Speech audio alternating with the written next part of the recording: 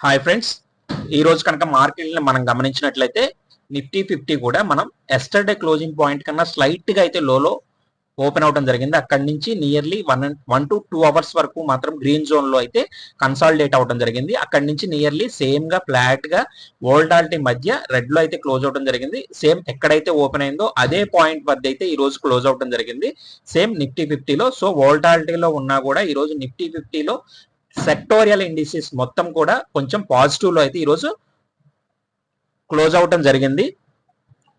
Nifty next 50 stocks, అదే విధంగా Nifty mid cap stocks అయితే ఇండస్ట్రీస్ ఈ రెండు పాజిటివ్ లో అయితే క్లోజ్ అవడం జరిగింది. ఫైనల్ గా ఈ రోజు మార్కెట్ క్లోజ్ అయ్యడానికి బిఎస్సి సెన్సెక్స్ వచ్చేసరికి మనకి 33 పాయింట్లతోనూ, అలాగే నిఫ్టీ 50 వచ్చేసరికి 13 పాయింట్లతో లాస్ లో అయితే మనకి క్లోజ్ అవడం జరిగింది. మేజర్ గా నిన్నటి వరకు స్టీల్ సెక్టార్ లో అయితే మంచి బయ్యింగ్ ప్రెజర్ ప్లస్ ప్రాఫిటబిలిటీ చూపించింది. ఈ రోజు అయితే స్టీల్ కంపెనీస్ లో సెల్లింగ్ ప్రెజర్ కూడా కనపడటం జరిగింది. సో వివరాల్లోకి వెళ్లే ముందు ఛానల్ ని సబ్స్క్రైబ్ చేయండి, వీడియోని షేర్ చేయండి, లైక్ చేయండి. సెక్టోరల్ ఇండస్ట్రీస్ కనుక మనం గమనించినట్లయితే ఈ రోజు నిఫ్టీ బ్యాంక్ నెగిటివ్ లో అయితే క్లోజ్ అవడం జరిగింది. అదేవిధంగా నిఫ్టీ ఆటోలో పాజిటివ్, అలాగే ఫైనాన్షియల్ సర్వీసెస్, నిఫ్టీ ఎఫ్ఎంసీజీ కూడా నెగిటివ్ లో అయితే క్లోజ్ అవడం జరిగింది స్లైట్ గా. అత్యధికంగా Nifty IT stocks 488 points big contribution అయితే ఈ రోజు చేయడం జరిగింది. సో ఇంత వాల్టాలిటీలో కూడా ఐటీ నుంచి అయితే మాత్రం మంచి పాజిటివ్నెస్ లో 488 పాయింట్స్ అయితే ఇంక్రీజ్ అవడం జరిగింది. అదేవిధంగా మీడియం మెటల్ స్టాక్స్ లో స్లైట్ గా positive, pharma stocks also slight గా పాజిటివ్ కనబడింది. ప్రైవేట్ బ్యాంక్స్ ఆల్సో స్లైట్ గా నెగిటివ్ లో అయితే క్లోజ్ అవడం జరిగింది. మళ్ళీ కన్జ్యూమర్ డ్యూరబుల్స్ కూడా బిగ్ పాజిటివ్ లో అయితే 158 పాయింట్స్ త్రీ డిజిట్స్ లో అయితే క్లోజ్ అవటం. ఈ రోజు నిఫ్టీ ఇండస్ట్రీస్ మొత్తంలో కూడా Nifty IT plus consumer durables మాత్రం పాజిటివ్ లో క్లోజ్ అవడం జరిగింది. బిగ్ నెగిటివ్ వచ్చేసరికి మనకి ఆయిల్ అండ్ గ్యాస్ 87 పాయింట్స్, తర్వాత 69 పాయింట్స్ తో ఎఫ్ఎంసీజీ స్టాక్స్ అయితే ఉండటం జరిగింది నెగిటివ్ రిలేటెడ్ గా. ఎఫ్ఐస్ డేటాస్ అయితే గమనించినట్లయితే కనుక మనం ఈ రోజు 12,627 క్రోర్స్ అయితే బై వాల్యూలో అయితే ఉన్నారు. అలాగే సెల్ వాల్యూ వచ్చేసరికి 18,207 క్రోర్స్. ఇక్కడ మేజర్ కాంట్రిబ్యూషన్ కూడా 5,579 క్రోర్స్ వరకు అయితే ఫారిన్ ఇన్వెస్ట్మెంట్ బయటకు వెళ్ళిపోవడం జరిగింది. అంటే సెల్ సైడ్ ఉండటం వల్ల నెగిటివ్ సైడ్ లో అయితే ఎఫ్ఐస్ ఉండటం జరిగింది. ఇది కూడా బిగ్ ఇంపాక్ట్ అయితే మార్కెట్స్ కనబడుతుంది.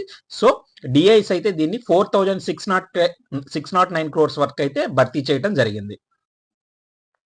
ఆల్ఫాజియో ఇండియా లిమిటెడ్ రిలేటెడ్ గా చూస్తే కాంట్రాక్ట్ వర్త్ అయితే 131 క్రోర్స్ వాల్యూ అయితే ఆయిల్ ఇండియా నుంచి అయితే పొందడం జరిగింది. దీనికి సంబంధించి గంగా పంజాబ్ బేసిన్ లో 2D భూకంప డేటా సేకరణ కోసం అయితే కాంట్రాక్ట్ రిలేటెడ్ గా అప్డేట్స్ అయితే ఈరోజు ఫైలింగ్స్ కి అయితే ఇవ్వడం జరిగింది. పిరమాల్ ఫార్మా రిలేటెడ్ గా కెంటకీలోని లెక్స్టింగ్స్టన్ లో స్టెరైల్ ఇంజెక్టబుల్ సౌకర్యం కోసం $18 మిలియన్ విస్తరణ ప్రణాళికను ఆమోదించడం జరిగింది. ఐఆర్సిటిసి రిలేటెడ్ గా వచ్చేసరికి Ajit Kumar company WEF director of finance and CFO నుంచి సెప్టెంబర్ 30, 2024 వరకు అయితే కొనసాగుతున్నట్లుగా అప్డేట్ అయితే ఇవ్వడం జరిగింది. సో సెప్టెంబర్ 30వ తారీఖు నుంచి అయితే Ajit Kumar company WEF director of CFO finance కి కింద కన్సిడర్ చేస్తున్నట్టుగా అయితే ఎఫెక్ట్ ఫ్రమ్ 30th సెప్టెంబర్ నుంచి అయితే ఓకే చేస్తున్నట్టుగా అప్డేట్స్ అయితే ఇవ్వడం జరిగింది. టాటా పవర్ రిలేటెడ్ గా గమనిస్తే కనుక సుమారుగా పెట్టుబడి ప్రణాళిక కోసం రాజస్థాన్ ప్రభుత్వంతో అయితే అవగాహన ఒప్పందం MOU అయితే కుదుర్చుకోవడం జరిగింది. ఇది పవర్ డిస్ట్రిబ్యూషన్, ట్రాన్స్మిషన్ మరియు రెన్యూబుల్స్ రిలేటెడ్ గా 1.2 లక్షల కోట్ల విలువైన సామర్థ్యంతో ఉండే విధంగా అయితే వీళ్ళు అవగాహన ఒప్పందాన్ని అయితే కుదుర్చుకున్నట్టుగా అయితే అప్డేట్ అయితే ఇవ్వటం జరిగింది. NTPC గ్రీన్ ఎనర్జీ రిలేటెడ్ గా ఒక అవగాహన ఒప్పందం అయితే MOU అయితే చేసుకోవడం జరిగింది. 25 గిగావాట్స్ పునరుత్పాదక రెన్యూవబుల్స్ ప్రాజెక్ట్ రిలేటెడ్ గా అభివృద్ధికి రాజస్థాన్ ప్రభుత్వంతో అయితే ఒప్పందం చేసుకున్నట్టుగా NTPC గ్రీన్ ఎనర్జీ రిలేటెడ్ గా అయితే MOU చేసుకున్నట్టు అప్డేట్స్ అయితే ఇవ్వడం జరిగింది. నెక్స్ట్ సెబీ రిలేటెడ్ గా కనుక అప్డేట్ కనుక మనం గమనించినట్లయితే కొన్ని అప్డేట్స్ అయితే ఇవ్వడం జరిగింది. మేజర్ గా స్టాక్ బ్రోకర్ల కోసం ఫిబ్రవరి 2025 నాటికి UPI బ్లాక్ మెకానిజం లేదా 3-in-1 ట్రేడింగ్ ని సెబీ ఆమోదించింది. అదేవిధంగా సెబీ T+0 అంటే ట్రేడింగ్ జరిగిన రోజే 0 సెటిల్మెంట్ సైకిల్ అయితే టాప్ 500 మార్కెట్ క్యాప్ స్టాక్లకి విస్తరించింది. ఏదైతే మార్కెట్ క్యాప్ రిలేటెడ్ గా టాప్ 500 కంపెనీస్ ఉంటాయో దానికి T+0 సేమ్ రోజునే మనకి డెబిట్ అయ్యే విధంగా అయితే సెబీ ఆమోదించడం జరిగింది. పెట్టుబడిదారులు అలాగే పరిశోధనా విశ్లేషకులు వ్యాపార సౌలభ్యం కోసం సరళమైన వర్తింపు నియమాలను పొందుతారని కూడా వివరించడం జరిగింది. అదేవిధంగా సెబీ బోర్డు మీటింగ్ ఫలితాల్లో ఇన్వెస్టర్ల ఫ్రెండ్లీ నామినేషన్ నిబంధనల పరంగా సెబీ నామినీ పరిమితిని 10కి పెంచుతోంది. 10కి అయితే పరిమితం చేసింది. అలాగే ప్రసార ప్రక్రియను కూడా సులభతరం చేస్తుంది. సెక్యూరిటీస్ మార్కెట్లో నామినీలను ప్రత్యేక ఐడెంటిటీపై తప్పనిసరిగా ఉంటుంది. నామినీ మరణించినట్లయితే చట్టపరమైన వారసులకు హక్కులు లేవు. సేమ్ రుణదాతలు దావాలు ప్రాధాన్యతను ఇస్తాయి. మ్యూచువల్ ఫండ్స్ కానీ డీమ్యాట్ ఖాతాల కోసం క్రమబద్ధీకరించడం నామినేషన్లు నిబంధనల ప్రకారం అయితే ఉంటాయని చెప్పి తెలియజేయడం జరిగింది. అదేవిధంగా ఈ మీటింగ్ ఫలితాల ప్రకారం ఇన్సైడర్ ట్రేడింగ్లో కూడా అప్డేట్స్ ఇవ్వడం జరిగింది. భాగస్వాములు గృహ భాగస్వాములు ఎవరైతే సెబీ కనెక్ట్ చేయడానికి వ్యక్తిని విస్తరించడం జరుగుతుంది. ఇన్సైడర్ ట్రేడింగ్లో రెగ్యులేషన్స్ ఇమీడియట్ రిలేటివ్ విస్తృత సాపేక్ష నిర్వచనంతో భర్తీ చేయబడుతుంది. అదేవిధంగా ఇన్సైడ్ ట్రేడింగ్లో డెఫినిషన్ విస్తరణ ఉన్నప్పటికీ కొత్త డిస్క్లోజర్ అవసరాలు ఉండవని తెలియజేయడం జరిగింది.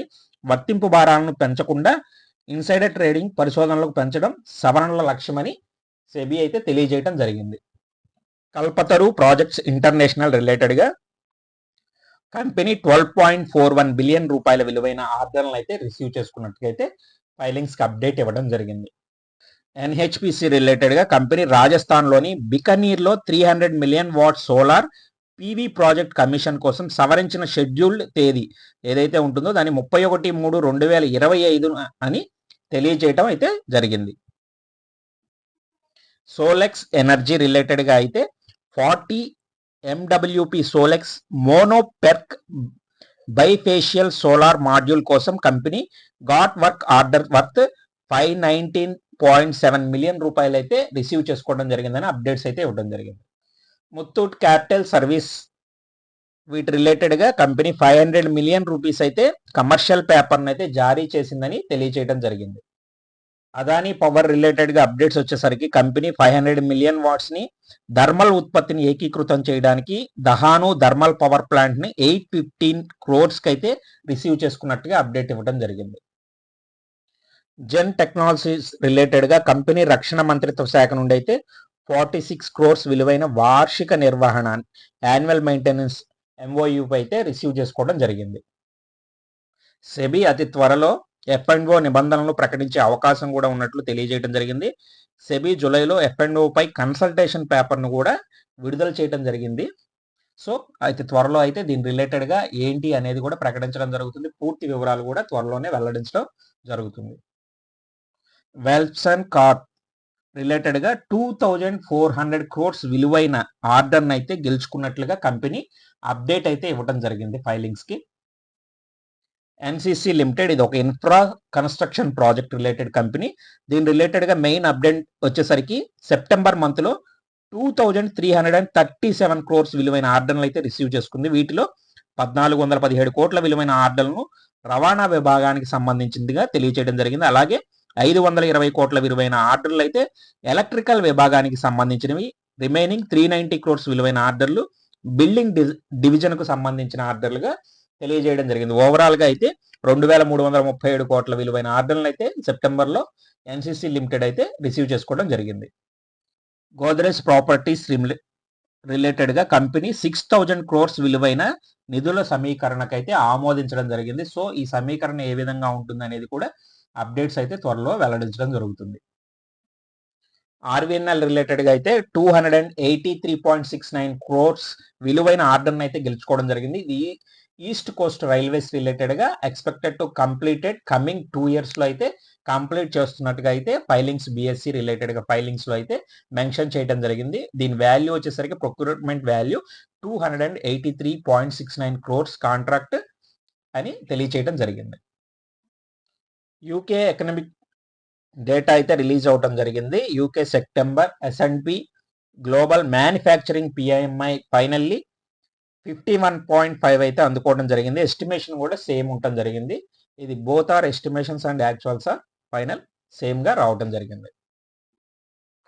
సో ఫ్రెండ్స్, ఈ వివరాలు కనుక మీకు ఉపయోగపడినట్లయితే ఛానల్ని సబ్స్క్రైబ్ చేయండి, వీడియోని షేర్ చేయండి, లైక్ చేయండి. Thank you friends.